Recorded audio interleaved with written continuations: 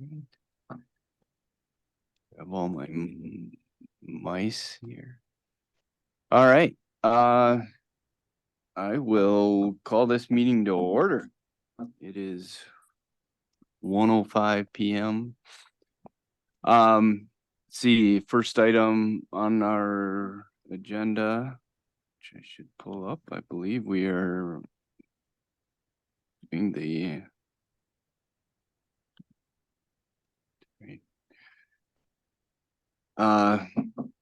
call to order. So public comments. I'm going to well, we don't have any members of the public here to make public comments, so we'll move along. Approval of minutes. I did post the minutes. I suppose I did not share that with everybody. They're out on the Dunn County website. So if you want to review those, I'll put that on the agenda for next time for us to approve, since you haven't had a chance to look them over. But we didn't really make any decisions, so there's not a whole lot of meat to the to the minutes. Nope. Moving on to discussion for work items. So at this time, I wanted to kind of go over a couple of things as it relates to the task force. First of all, Terry Nichols is joining us. We asked him to join the task force as a member. If you don't know Terry, he's a former employee at UW Stout. Terry and I actually worked together for many years at Stout. He is a retired veteran, and so we kind of felt like his voice would be a good voice to kind of represent that demographic of Dunn County on this task force. So Terry has been a strong advocate for broadband and been involved in many broadband efforts in the county over the last, I don't know how many years, Terry.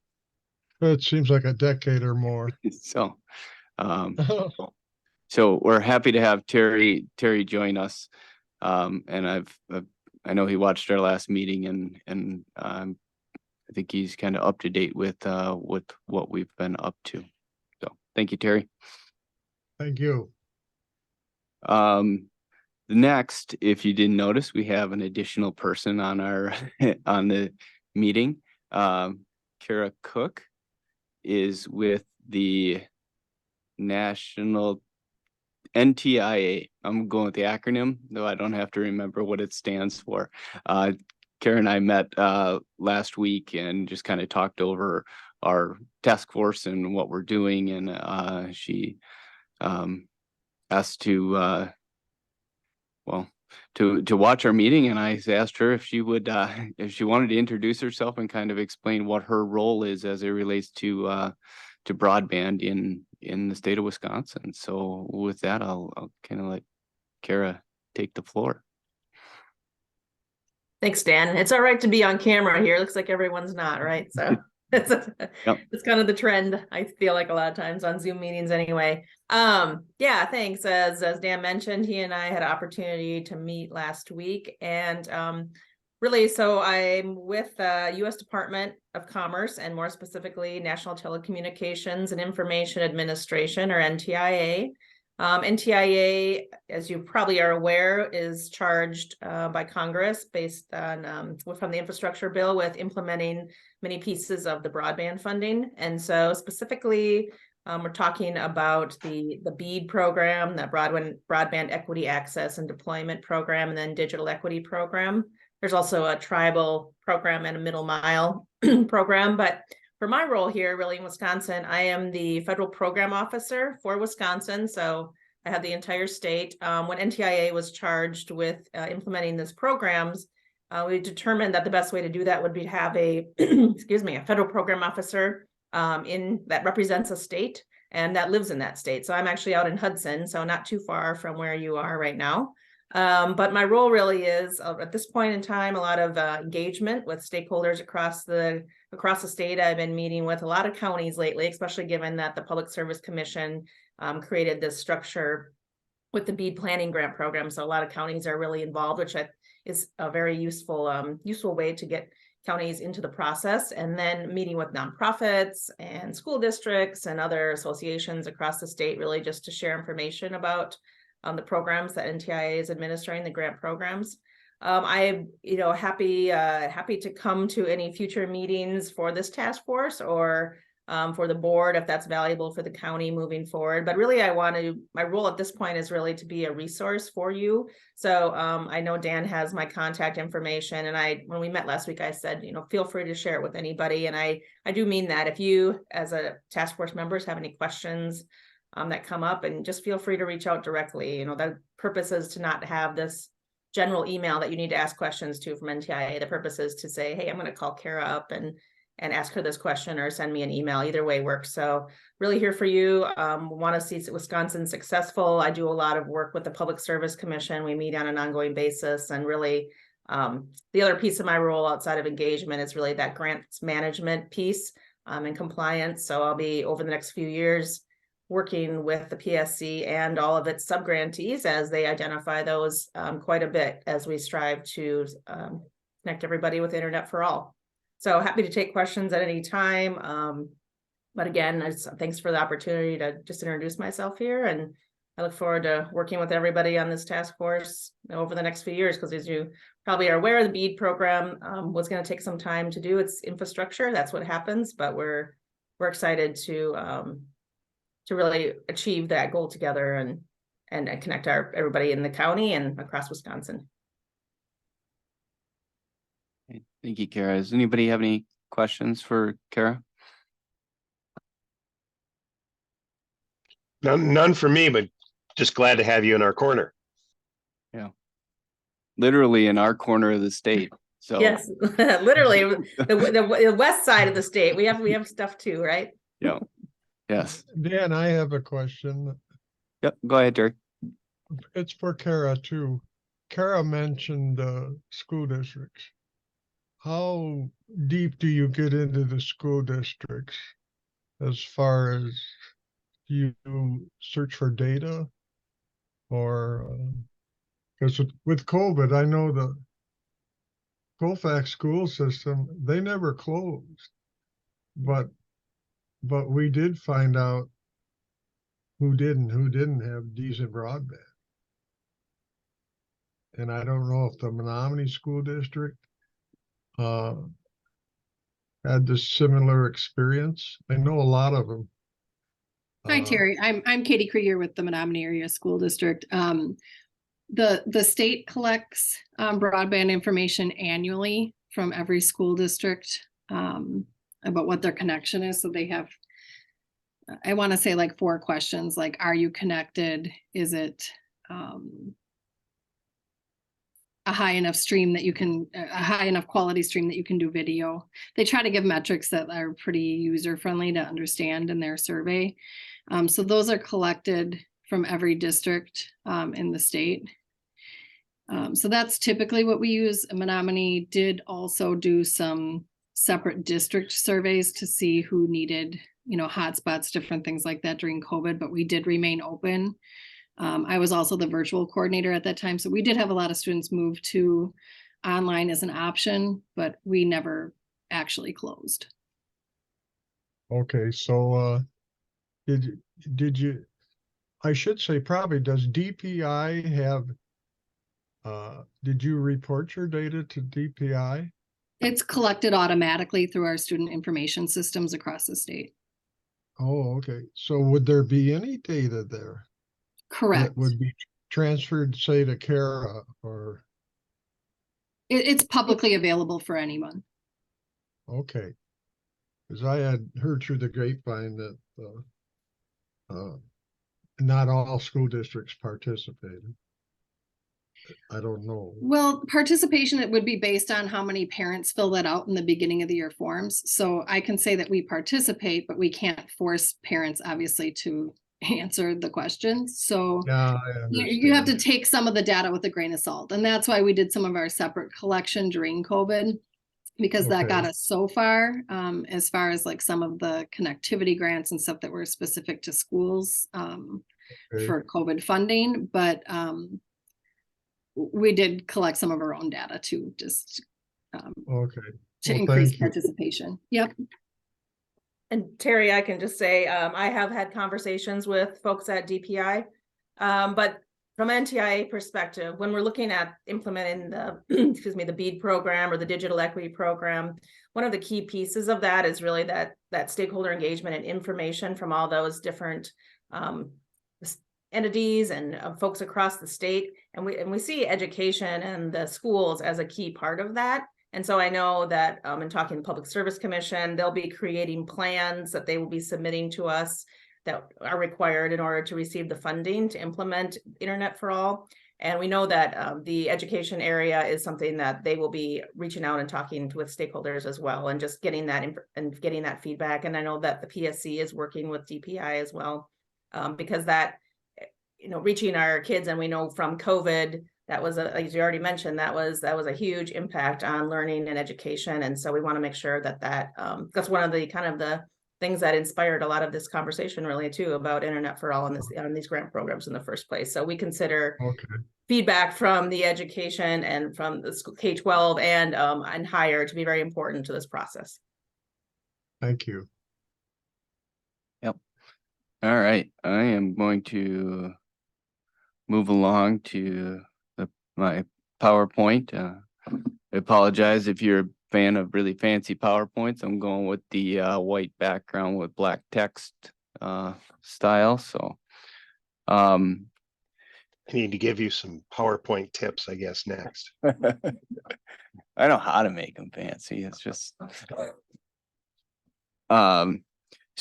our agenda kind of has us going through some of the beginning processes around really building a plan, and once again, this does align with the BEAD planning grant, and one of the deliverables we have here is to develop a vision for broadband in Dunn County.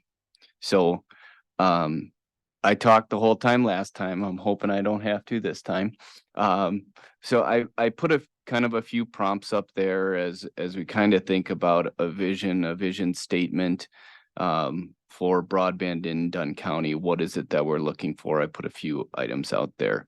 And I think Dan shared one in the chat for Zoom right before we ended last time, but I couldn't find that chat. So somebody has that, that's great. But just to kind of get us going with what do we want to be our vision for Dunn County? Any questions about that? Or we ready to start throwing out options?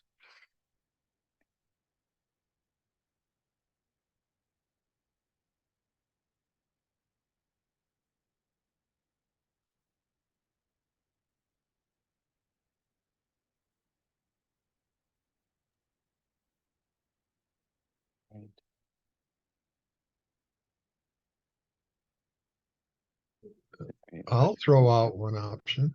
Okay. Okay. As a retired senior,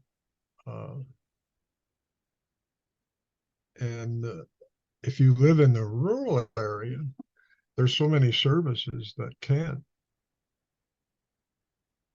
be, like for me, it would be telehealth. And all of these different categories have been brought up so many times. Mm-hmm.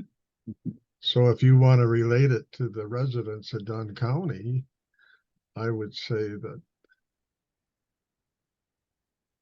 right on down to the K through 12 schools, I would think we'd want to impact all of our residents in Dunn County.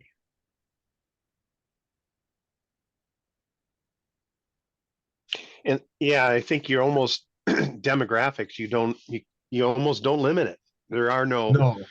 It impacts all demographics, I think, in the county. And I think that what does a connected Dunn County look like? In 2 words: universal broadband. There you go.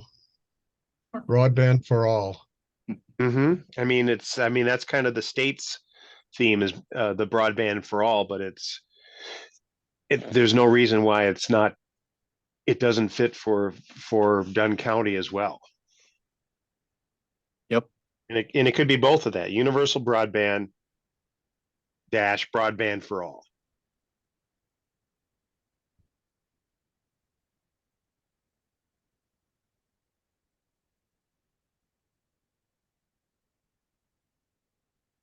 Especially when if you live in the rural area that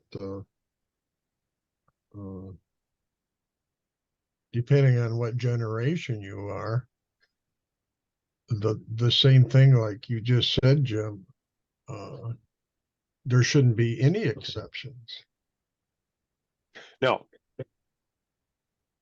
And do we need to Just- say something about it being affordable?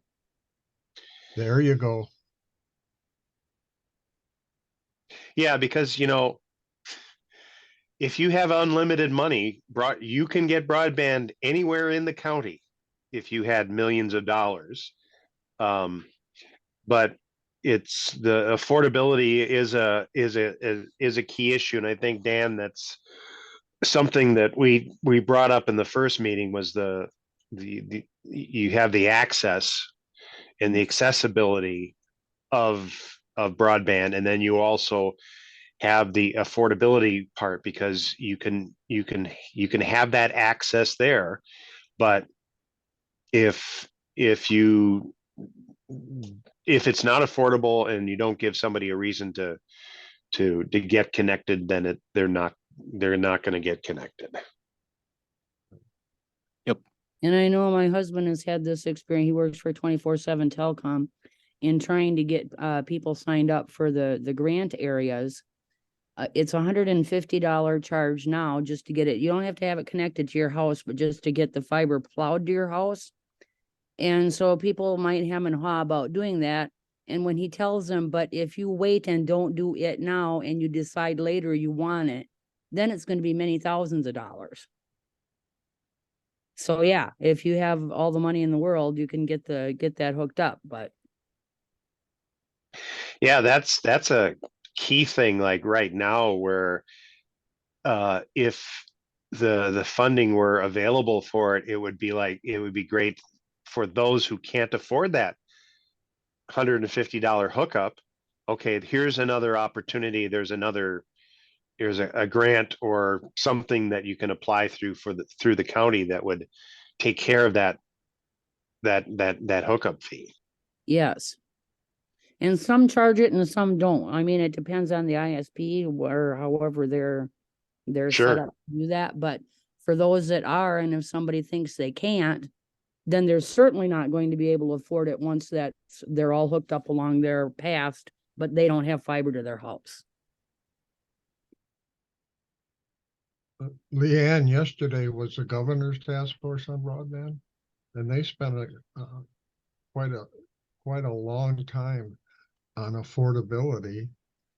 And then the other part of that was this: what speed do you require? Well, they found that there was another gentleman there that said, well, do you really need the speed that you as a user? Well, now somebody like Jim would probably need the most speed he can get, but if you got a retired senior that hasn't the experience with a computer, and where would he learn that? I thought about the libraries all over Dunn County, but people are more eager if they have a reason to connect to broadband. And one user might not even need hardly any at all. But then if you got people like Jim or like me that do other things, we might need all that we can get. So speed could be a problem. In other words, if you get 100 megabit and you're a user, but you may just check your mail, you may just look at some YouTube stuff or contact the family. So there's a whole list of why you would want broadband. So, and then there's some that say, well, I have no reason to it. Like at veteran side, if you belong to the American Legion or the VFW, probably one of the reasons you belong is you like the camaraderie and you like the experience of having a place to go. But if you have very limited reasons to take broadband, then I would think price could be a huge issue. What level of user are you? The That other was thing I think that needs to be brought up is even if somebody doesn't necessarily have a particular use for it, it will, if that fiber is plowed up to their house, will affect the saleability of that home when they're ready to sell it. exactly. Because my husband does get calls, if not every week, at least several times a month, from people who are checking. We're looking at 2 different properties. What's the internet access like? Yeah. If it happens to be in the town of Hay River, they're probably not gonna, if they work remotely or have a need for that internet access, they are not gonna buy that property. They're gonna buy a property somewhere else where there is internet available that they need.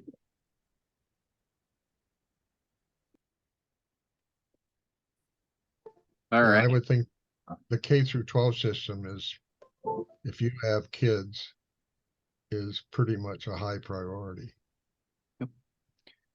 So, as everyone's been talking, I've been kind of throwing this up on that PowerPoint, and I think as we talk about the vision and yeah, I think in the end, I think we're probably trying to restate the obvious. Exactly. But I think as we do put together a plan, I think it's important. We need to start with this is what we want that to look like. So I was kind of pulling some of these words out as we kind of put together a sentence or a phrase or a few sentences of maybe some words that we can include into that. So, Dunn County strives for universal broadband, affordable universal broadband that is future proof and at the speeds that are required for our seniors, our students, our whoever to be able to do telehealth, education, real estate, right? That, I guess, as I put those questions together, that was my thought as we look towards writing a vision, is including these different items into that kind of phrase. Does that make sense? Well, as related to telehealth, you don't have to be a senior either. I've had different telehealths with the Mayo Health system. So it's not like it's just for seniors or just for veterans. It's telehealth is going to be a way, especially for people that live in rural areas, to communicate with their healthcare provider. Yes, and especially as you get areas where clinics are closing. Colfax has Yes. had a clinic for many years now. And I know that there are people that are probably not getting the health care they need, just because they have to drive all the way to Bloomer. So yes, that will be important for rural areas.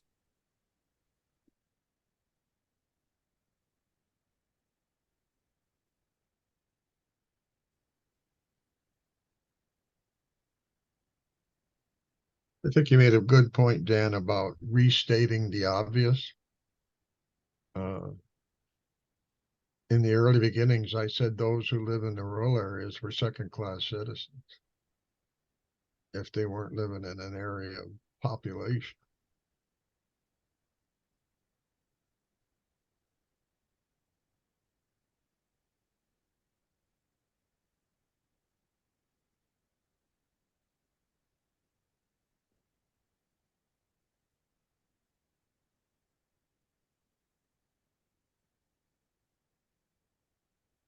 In some instances, when I watch the broadband, governor's broadband, uh, depending on how deep you go, it's not a one size fits all.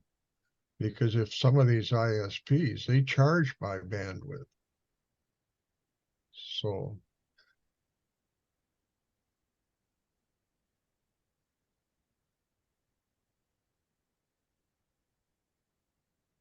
you could have fiber to your doorstep, but someone might not have the same needs as I do.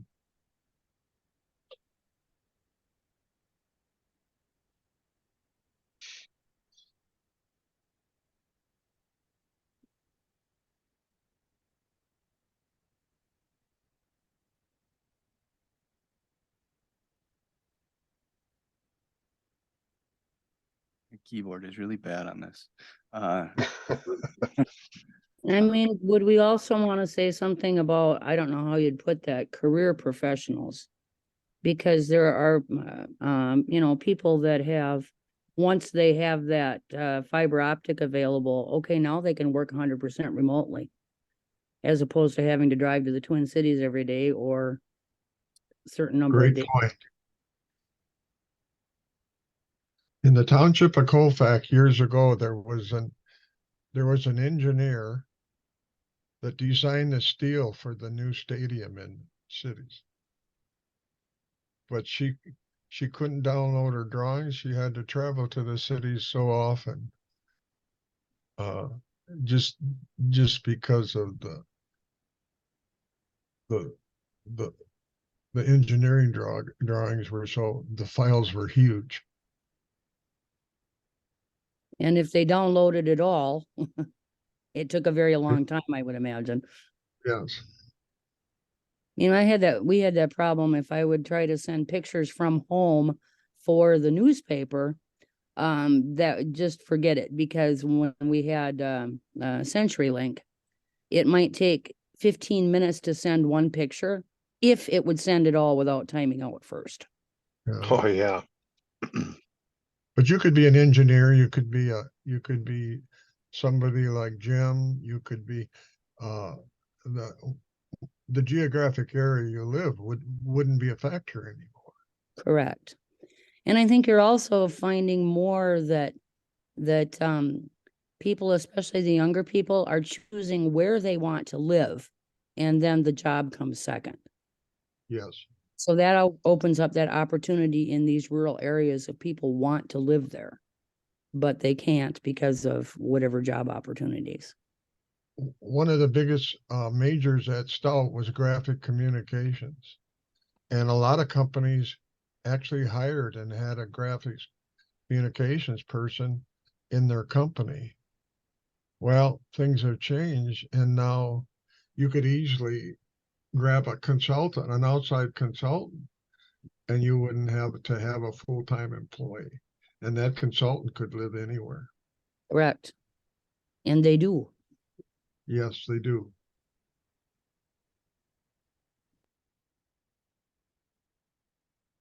So I started to kind of throw together a couple of sentences. This is literally coming off the top of my head as people are talking. So I Are do you keeping up? I do see some of you are in that document. Feel free to add words, change words, make it sound more intelligent than what it is that I wrote. And as I kind of go through, or as we go through this process about building a plan, I just kind of, you know, we start with this vision, and the next step is we need to identify where we are, right? And that difference between where we are and where we want to be is our goals, right? That's the work that we need to do. So And that ties into the mission statement? well, the Broadband vision, right? Yeah, the vision being vision statement. yeah, the vision is where we want to be. And yes. And yeah, it's kind of a love having a reporter on the task force to help me with my punctuation and There you go.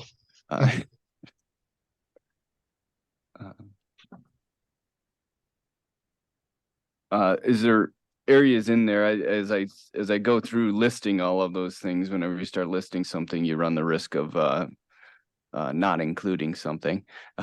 So I don't want to miss anything, and so maybe ending things that kind of ended that last one with society being kind of the catch-all for the things that weren't listed. And once again, and also, yeah, so to support our seniors, our students, our businesses, and our career professionals, right? There's probably other people that don't fit into one of those categories that we would certainly want to include. But I think part of that vision is also calling out those specific areas that we want to, I don't want to say necessarily focus on, but certainly don't forget about. Yeah. Well, we can't forget about economic development. If that's under businesses or. Yeah, and I think, maybe that's a piece that's not in this statement. And I actually started to write a little bit something there that,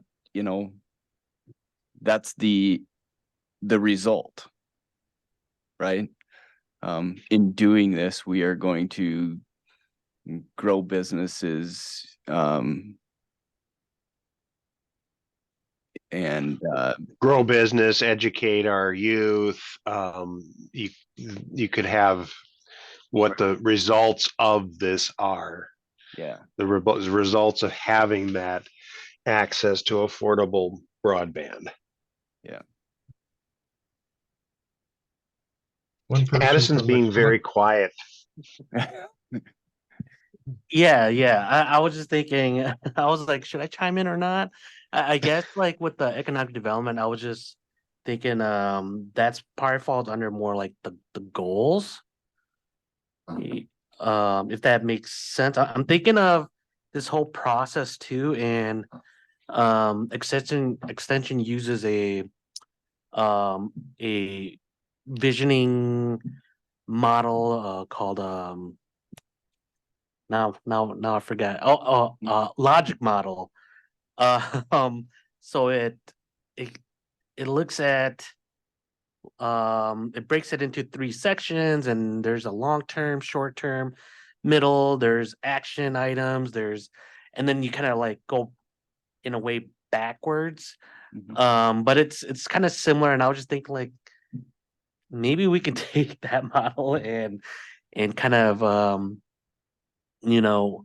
put something together. I'm not sure exact. I just started thinking about that as everyone's talking and all these questions are coming up. Because in that model, you're able to shift around and move and add things, and then come back and like look and evaluate things. And that might help with just kind of like creating this vision, but also looking and seeing like, okay, like where, like what's a goal, and kind of where everything kind of fits a little bit nicer. Yeah. But that's just something I was kind of thinking about a little bit, but and I could bring something to kind of where I could after this, kind of take what we've talked about and kind of put it together so everyone kind of sees what that might look like. I think that'd be good. I think that fits kind of in the same scope of what where my thoughts were, right? Let's see what that future looks like, and then how do we get there? Yeah. So Yep. Yeah, we can continue on, and yeah, like I could put something together a little bit more for our next meeting, just so everyone could kind of see what that might look like. But it's similar to this. It's just another way to look at it. Some people love it, some people hate it. So but it's just another way of looking at like visions and your strategic plans and stuff like that. Oh, one more thing I was gonna add was one thing that I remember that came up was like kind of tied to work and kind of like the world areas and kind of connecting the world areas to more urban areas, was that piece around like workforce, work development. Because nowadays, like to find a job and to apply, pretty much all of that is online now. So that's another piece, that we have to kind of think about, which makes it harder if you live in the rural areas with no internet. Yeah, so that's just something that I want to kind of throw out there.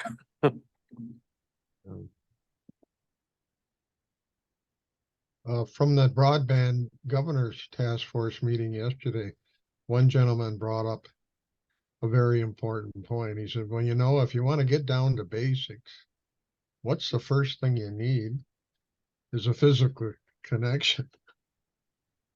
And it might sound too simple, but he's got a point. If you go, what happens first, or where do you start with us in the rural areas? We need a physical connection, whether it be wireless, hardwire. And most people would take that for granted, but a lot of people don't understand what it takes to get a physical connection, and that's where they start. Yep. No, and I think that makes sense. And I do think though there's also a little bit of a chicken and egg as you talk about connectivity, as Leanne was talking about, is that like if we're gonna run it there, are you gonna pay for it? Because Yeah. It needs to be worth it. So it's not really the field of dreams necessarily that so. And it's like, it's like, not only are you going to pay for it, but some of it is, can you pay for Yep, it? exactly. Yeah. Yeah. Yep. So I kind of have that mission sentence out there. I think I'll kind of spend some time outside of the meeting and recrafting that. As I mentioned, you all do have access to be able to edit this document. We are not to meet outside of these meetings, but you can certainly use those documents and come up with some thoughts to bring them up for discussion in the next meeting, where we can certainly kind of narrow down or kind of maybe finalize on that vision. But I think in general we have a vision. We might just need to work on the grammar and the grab a thesaurus and whatnot, and make it look really good as we write it in a plan. But I think conceptually, I think we're kind of in a place there. So the next item that I had on the agenda, and this kind of fits into this same concept where I said the vision is where we want to be. The work that we're going to do though is to get us from where we are to our vision. So the next thought in my mind is we need to understand exactly where we are. And I don't want to put words in the mouths of the members of the task force, but my thought there is we need to get outreach, right? We need to go out and we need to identify, I think we all have our ideas and we know our certain areas, but to kind of reach out a little bit more to better understand our current status. And so I broke this up into kind of two areas, and that is how does this impact our industries, once again related to kind of that economic development side of things. And I guess I couldn't come up with a better word than industry, but we talked a lot already about education, right? How is how is education impacted by this? What are those pieces, and what are the impacts on education or a business, the real estate market, whatever have you. So how do we go out and kind of get the stories there to make sure that we do have a full scope of what that is? And maybe I'll stick with the industries piece and we can get to the residents next. So any thoughts about how we do that, or I guess the other part is do you all feel like we know and we don't need to go ask? No, but when you're talking a county, you got to also take into consideration that Dunn County has zoning. So, and if you're focusing on business, then you need to. The geographic location is huge. I don't imagine Anderson Windows is going to build a huge new warehouse or manufacturing in the town of Colfax. So I'm not an economic development coordinator, but there's already existing industries or groups that address that. But do we need to focus on the industry, or let's just say a private business or whatever has a website? Are they more than likely going to, like Jim, are they going to come from a rural area? Is there a separation that should be mentioned? Like, what do you mean, Terry? Well, Elmwood Dairy just put up a new building on Highway B. Now, whether that's in the Menominee Industrial Park or not, I have no idea. But there's another building going up, and it kind of looks like it might be some kind of headquarters for Hurlburt. Yeah, it is a new Hurlburt building. So, I explained earlier that an engineer could live in the township of Colfax anywhere as long as they have an adequate connection. So, do you want to drill down and become more granular, or do you just want to have kind of like an all industries are impacted? Yeah, it's almost more how are they impacted, and they're impacted by whether or not they have access to industry. The affordability equation isn't in there. It's just down to the basic. Is there a robust broadband connection? And it's going to be it's more of a geographic thing by which areas are served, and it's the oddball donut that surrounds Menominee and still surrounds Menominee still. Surprisingly, some of the far-flung corners of Dunn County are really well served by the cooperatives that are offering service there. I was talking to a farmer down in Rock Falls the other day, and he says he's pretty well served by broadband where he happens to be in rural Rock Falls, just because of the telephone cooperative. So it's like it's not. I mean, it's either, if you're saying industries impacted or businesses impacted, who are they? Well, it's going to be individual businesses based on their location, and chances are the ones that are impacted at this point are going to be ones that are some that are well established in an area that they're really old, that they've been there for so long that they basically, I don't know, came of age before there was really broadband access, and now they're stuck in their area. Or you're going to have other ones, like Terry pointed out, like Hurlburt's building that new building.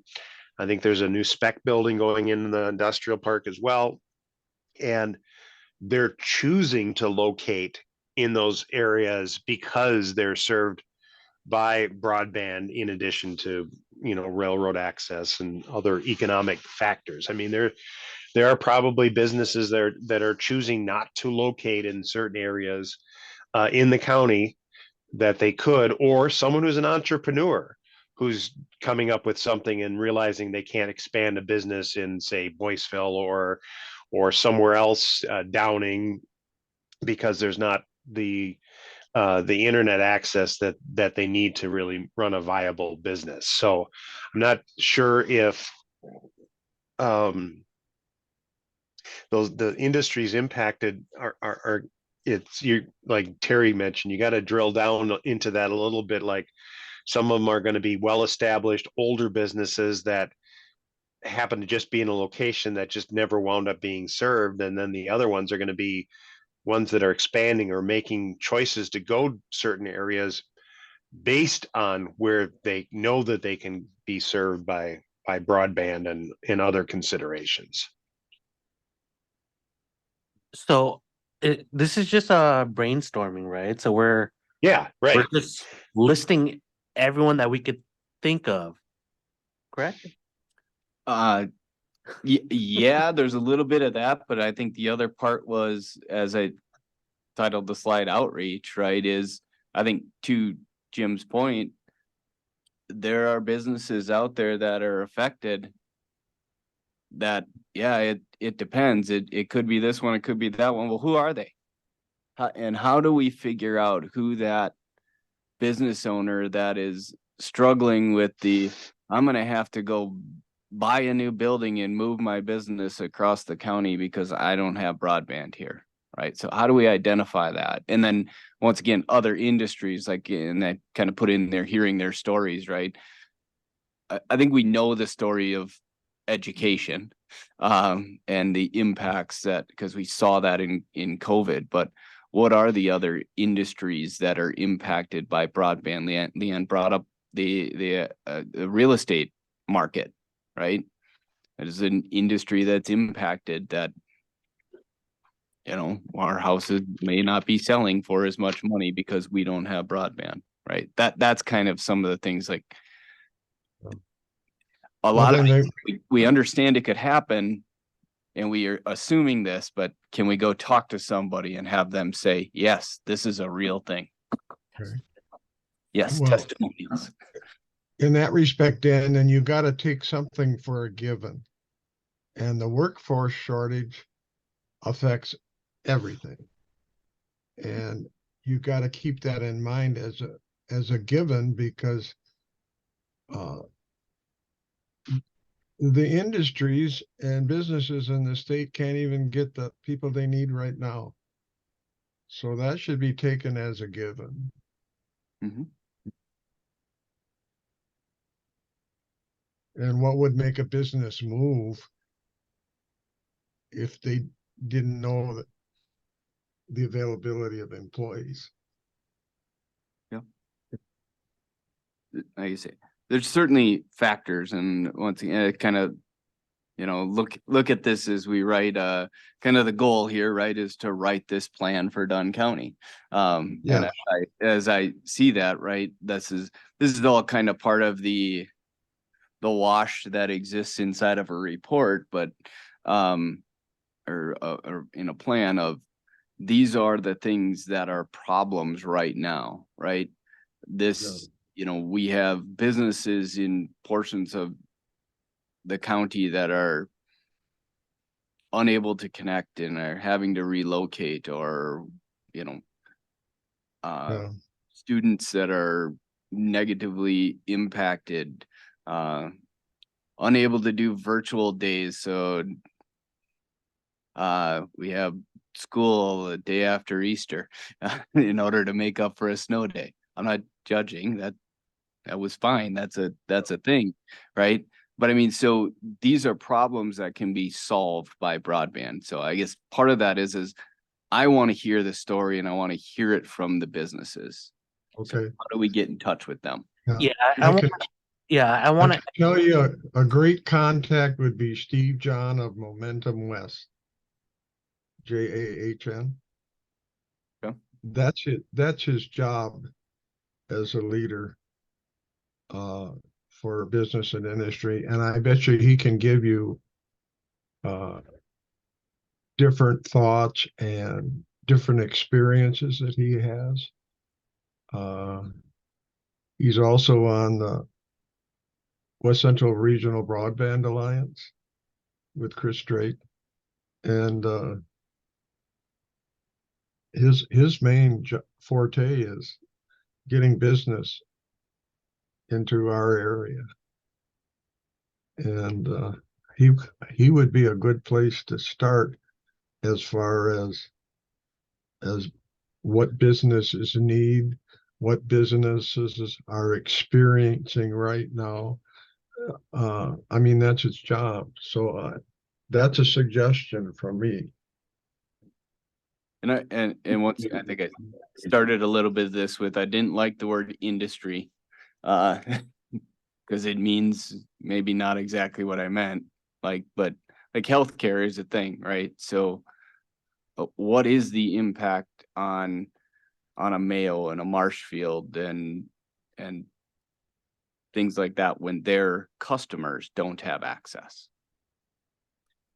So I was just thinking maybe you should list that down on the PowerPoint as well. But I wanted to add I think knowing the difficulties and issues with not having broadband is important, but also just knowing the impact, and the success of these businesses from getting broadband, um, where would they be if they didn't have broadband? So we can kind of see like the two sides. Also, I'll be interested in just like some of these businesses that do have fast internet, but what are some of the issues with, maybe their partners, where they may now have internet, so what are some barriers even for those that do have access? You might have it, but if your customer base don't have it, how does that impact your business, your what you're trying to accomplish? um yeah. Addison, are you talking like what, Amazon or what? I see their truck every day. I'm just talking about the example of in Rock Falls where the farmer or that business has fast internet, but what about their client base? What if they have a partner that's what if they're procuring resources from another area in Dunn County that might not have great internet access?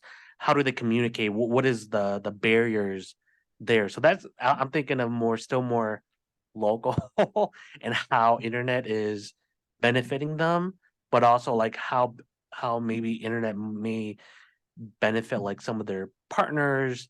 What does that look like? Like what do they see within their own you know in industry? So just understanding kind of the successes, but also like what are their barriers still when it comes to trying to work with others?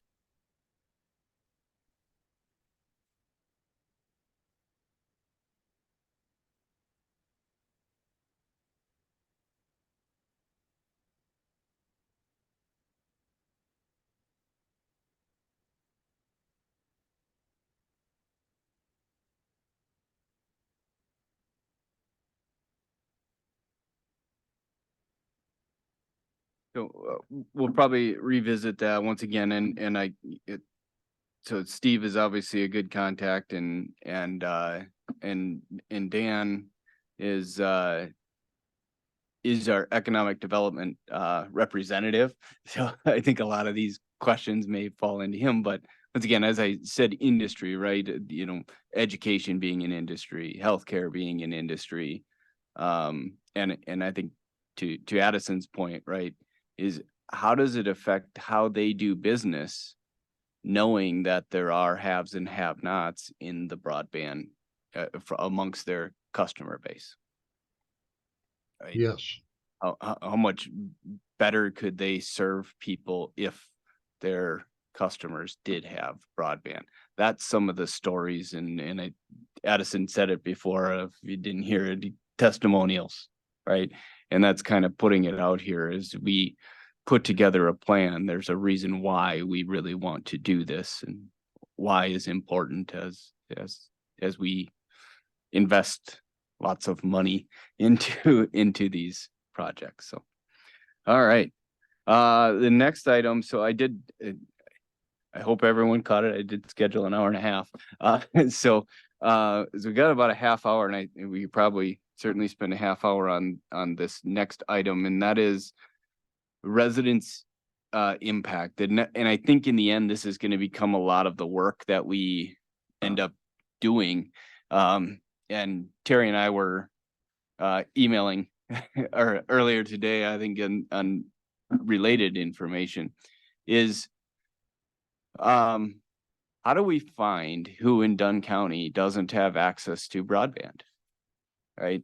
Addison had talked to that when they did a similar kind of project back in 2017, it was a survey that was a very successful survey. You know, and so how do we identify those little pockets within Dunn County that are not? So I put that out there to say, yeah, what are your ideas? How do we reach these people in order to have them tell us, you know, their problems or where their issues are, with the understanding that some of the people may not have any interest in having broadband, but we still want to know where that residence is. So, any thoughts on how we engage that group? Dan, are you going to bring up your discussion that we had last night about doing a mailer, essentially almost like another mini survey, if you will? Yeah, I can do that. So yeah, talking to our county manager, just kind of about, you know, like how do we reach out? And I think a lot of the conversations and a lot of the places that we've talked about is surveys. And a lot of them online surveys. And even the some of the surveys that were sent out about reporting about FCC data was an online survey. So we're sending online surveys to people that don't have access to the internet. It doesn't seem right, right? So I think we were kind of talking about how do we communicate with someone that doesn't have access to the internet. And I, you know, in a lot of cases, and I put myself in that, I've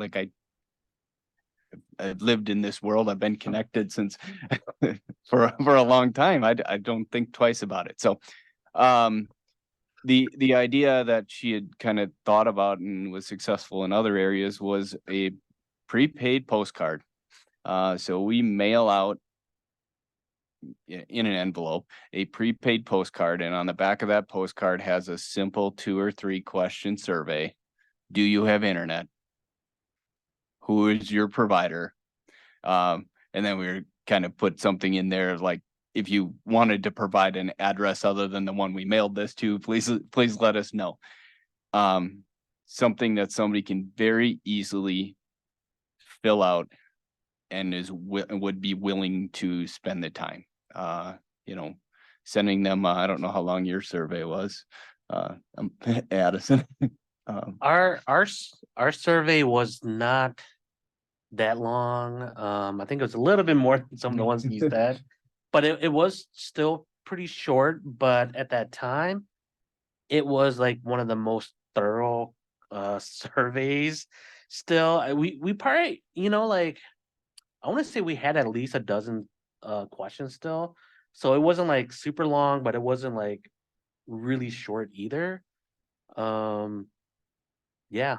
So like I say, the thought there is, you know, just give us this binary answer. Do you have it or not?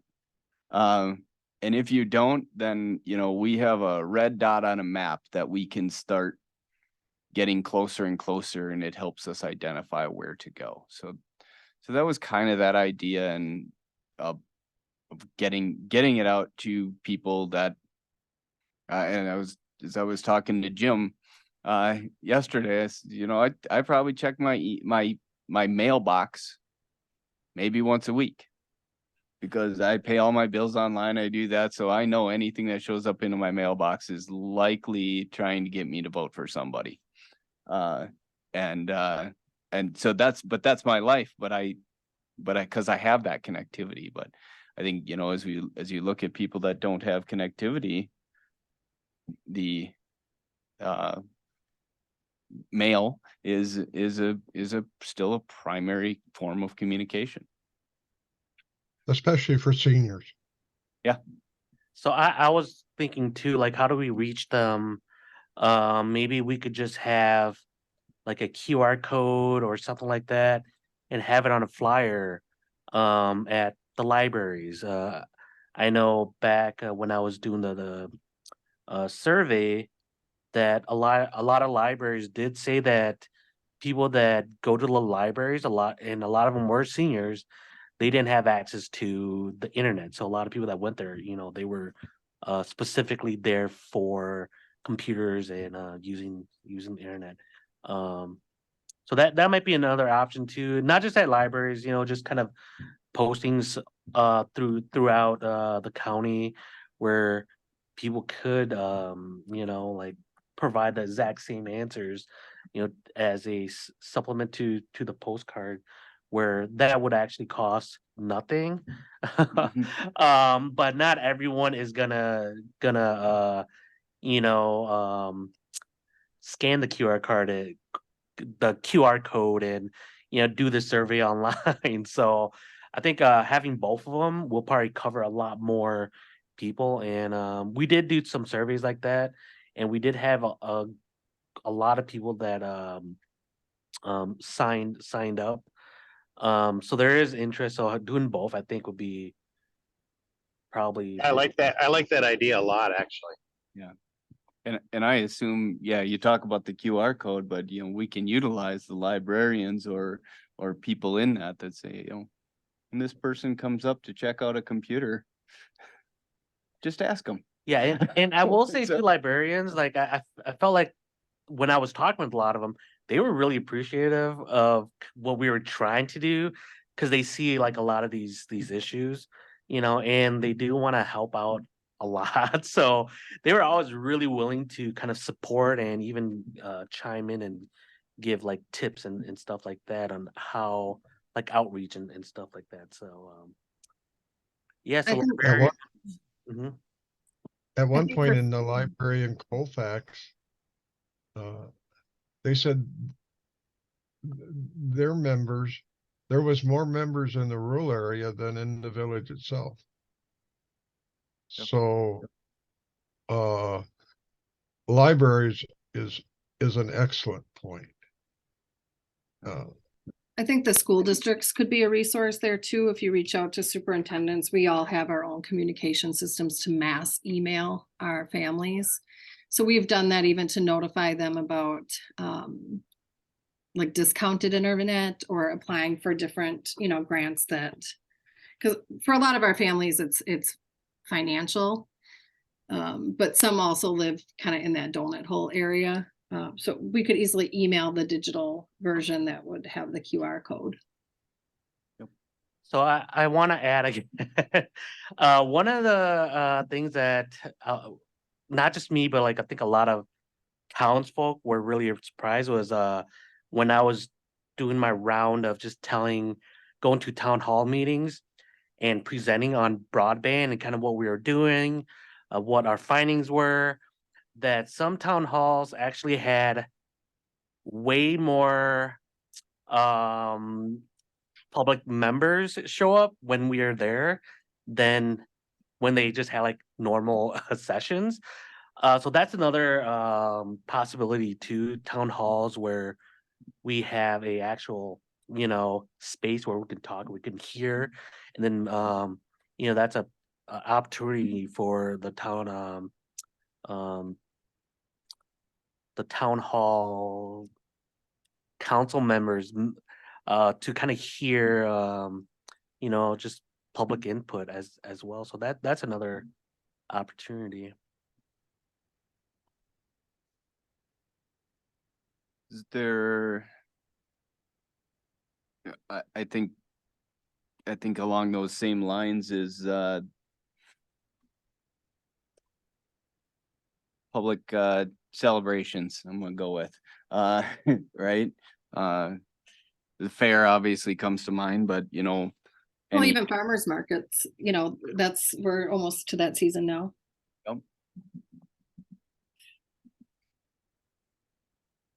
I don't think you can leave out local public newspapers. cannot. I just assumed Leanne was gonna put all of this stuff in the newspaper for us. Oh. It's a good thing we got Leanne here. Um,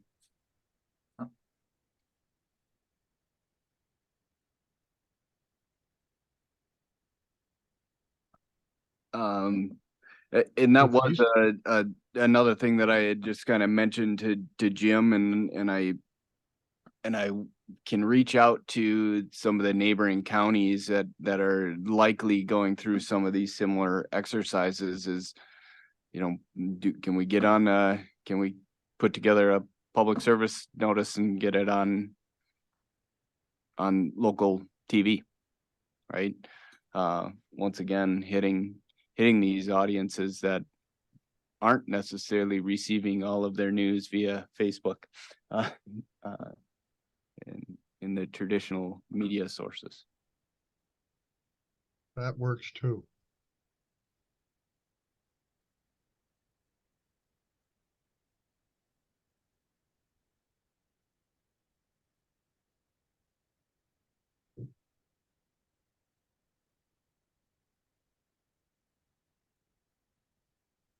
Like I brought up Momentum West and Steve John, but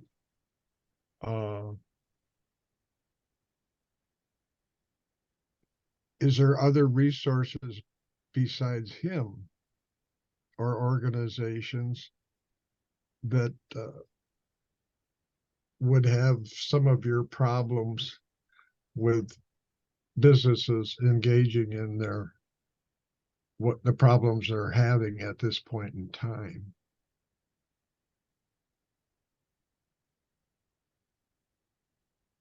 Or even healthcare. I know, like my dad does not do internet, like he could have internet, but he doesn't. I mean, to sign up for a vaccine or, all of those things during COVID, we had to do all that for him.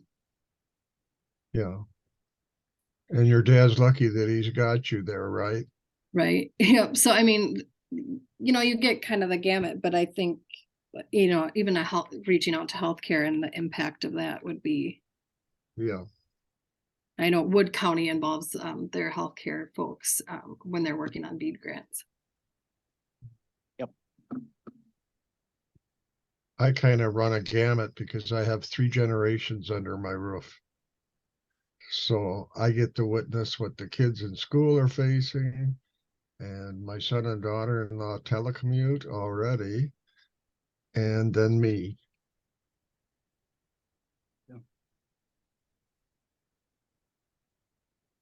Yeah. So yeah, healthcare. Is there other, I think similar to that, so we kind of put in, I have this area of other locations. So we kind of put in school districts. Are there other organizations? Terry, we had talked about the veterans. Yes. Or maybe a group that can help us get the word out or communicate with people. The VFW, is that where we're?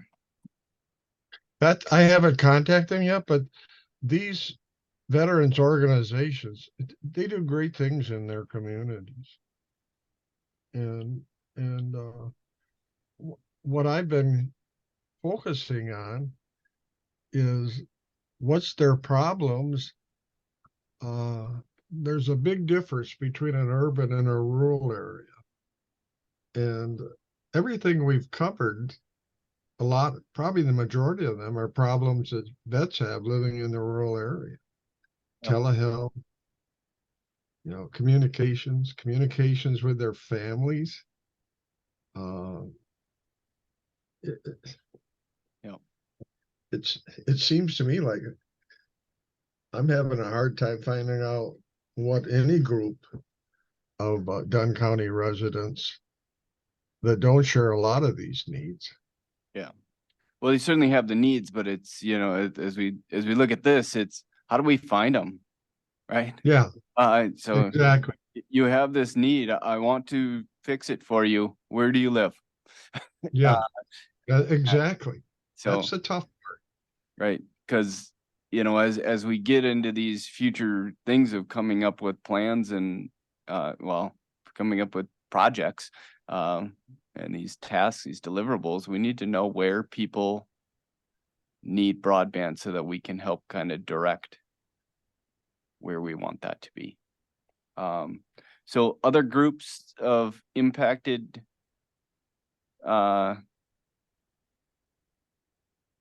residents.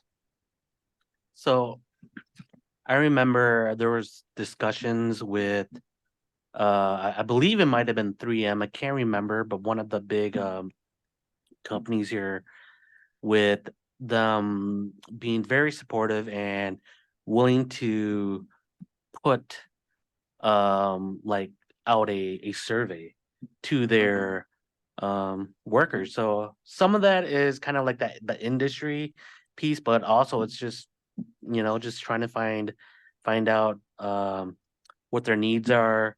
So like definitely like the business wanted their customers to, or their workers to stay. So this was a way that everyone was kind of gaining something out of it.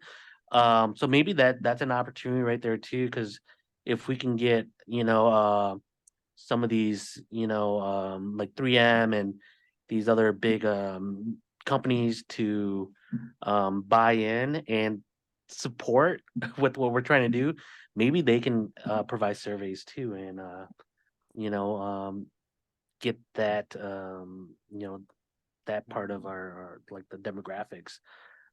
So Yeah, and like you say, it doesn't have to be a different survey. It's just sometimes you're more likely to respond when you receive it from this person. So, all right. Any other thoughts, ideas, and how we can kind of get the word out to different audiences? Churches, sorry. Well, I don't know, Dan, if you want to separate K through 12 education and public higher education. But with the advancement in technologies over the years, I know the tech college system has become a place where basically the world is your audience. There's no more working within the confines of the districts, the tech districts. Yep. And I know for myself that I've run into students in my area that were taking digital courses online. They never had to go to the college. Yep. Yeah. And then that's, I'm sure, huge in all areas. And that's that's education outside of even the school districts and higher. Exactly. As I kids of a certain age that are taking their driver's education or boater safety or ATV safety, all of those different courses Yeah, that are yeah, I all agree. provided by the DNR Yeah. or wherever online. They Yeah, may still well, provide them in person. it's a simple fact that UW Extension, from these years that I've watched, uh, they'd be in a bad place right now if they didn't have distance education Mhm. and ability to offer, whether it be webinars or conferences or you name it. UW Extension, a lot of their communication is over the internet. Yep. Yeah. Okay. Well, I think we gathered a whole bunch of information there. I'll kind of take some of this and once again kind of massage it out and start to come up with maybe what a plan looks like, or get a survey together, a quick little survey mocked up so that we can all look at that. And I think this is not to move forward like to on the goals and the tasks, but I guess to me it was I know we need to do this. We need to go out and ask people. So I think it's something that we can start moving forward with in order to help identify where those locations are. So few minutes left. Next meeting, then I think we'll probably look over a survey, make sure that everybody's kind of happy with what that looks like. Once again, we could go with a couple of different versions of a survey, or we could go with a short survey that people can fill out and then say, if you want to answer more questions, click this button and we can ask them all kinds of questions. But I know, shorter survey is, I think, more likely to be responded to, and that's kind of where I'd love to ask people all kinds of pieces of information, but what I'm really interested in is, do you have good internet where you live? Yeah. The K-12 survey for reference, just because speed is a factor in what staff can assign, we have 3 questions, and it's, do you have internet? Is it a speed with which you can stream a TV show? Because people don't understand speeds. So like, could you effectively stream a TV show? And then, do you have a device that your child can use? So we just asked 3 questions. No, and that's, I think, right in line with where my thoughts are. I might steal it. Yep. So, so I'll kind of get something together. We can kind of talk through that a little bit next time, and I'll start working on some ways of connecting that. We did pick some of you because of where you work. So, as it relates to that, Katie, as we put something out there, that might be something where, we'd ask you to kind of work with the other districts in Dunn County to say, hey, Dunn County's working on this. Can you share this with your students? In order to get that out, because an email from me is likely not going, there's less likely to be maybe responded to. So looking to utilize utilize some of you in that regard as we try to distribute these to as many places as we can. So we'll talk about the survey next time. We do have to work on goals. But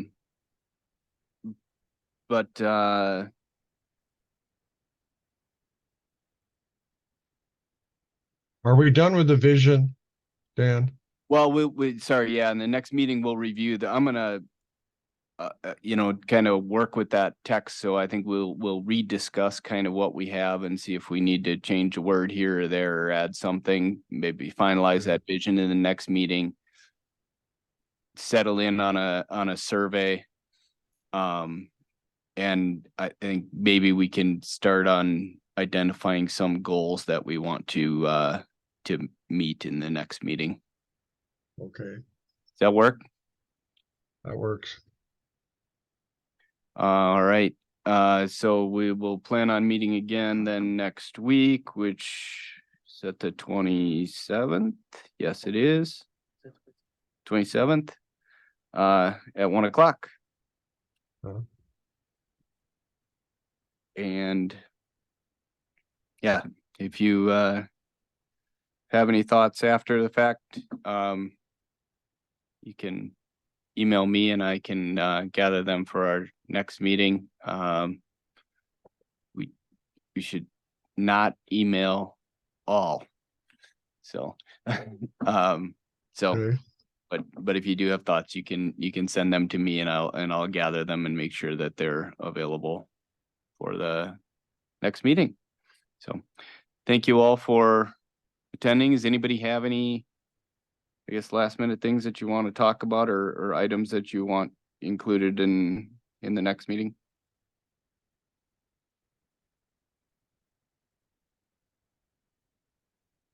All right. Guess with that, we can adjourn.